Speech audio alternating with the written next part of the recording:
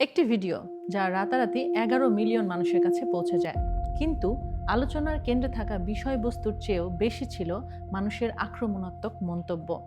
যখন একজন পরিচিত চিরচেনা মুখ নিজের গণ্ডির বাইরে বের হয়ে নতুন কিছু করার প্রচেষ্টা করে, তখন সমাজ কেন তাকে প্রশংসা না করে কাঠগড়ায় দাঁড় করিয়ে দেয়। আমরা মানুষকে একটি নির্দিষ্ট ছকে দেখতে অভ্যস্ত। কেউ যখন সেবামূলক কাজের জন্য পরিচিত হন, সমাজ তাকে একটি কাল্পনিক পবিত্রতার স্থানে বসিয়ে দেন। কিন্তু সেই মানুষই যখন জীবন ও জীবিকার জন্য ভিন্ন পথে হাঁটেন, তখনই শুরু হয় সংঘাত। প্রশ্ন হলো, কারো ব্যক্তিগত জীবন বা পেশা নিয়ে বিচার করার এই তীব্র ইচ্ছা আমাদের আসে কোথা থেকে? আমরা যখন অন্য কাউকে জাজ করি, তখন সত্যের চেয়ে নিজেদের তৈরি করা স্ট্যান্ডার্ডকে গুরুত্ব দেই বেশি। আমাদের মনস্তত্ত্ব এমনভাবে কাজ করে, অন্যের ভুল ধরা বা তাকে নিচু করার মাধ্যমে অবচেতনভাবেই আমরা নিজেদেরকে শ্রেষ্ঠ মনে করি। এবং আমরা যখন বলি কাজটি ভালো হয়নি, তখন আমরা বোঝাতে চাই আমি হলে কাজটি এমনভাবে করতাম না।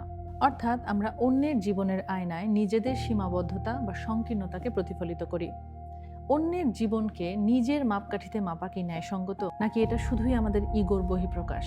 আমাদের সমাজ পরিবর্তনকে ভয় পায়। আমরা চাই মানুষ সবসময় একই ছকে চলুক, কিন্তু সেই ছক ভেঙে যখন কেউ নতুন কিছু করার চেষ্টা করে, আমরা তাকে অস্বাভাবিক বা ভুল হিসেবে চিহ্নিত করি।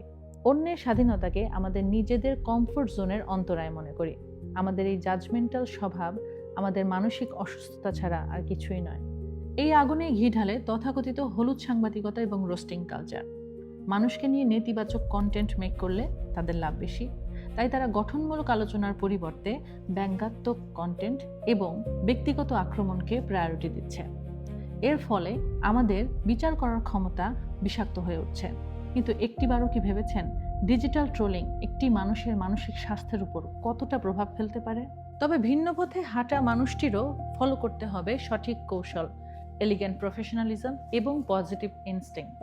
আমাদের উচিত অন্যের জীবনের বিচারক না হয়ে নিজের জীবনকে উন্নত করার দিকে মনোযোগ দেওয়া।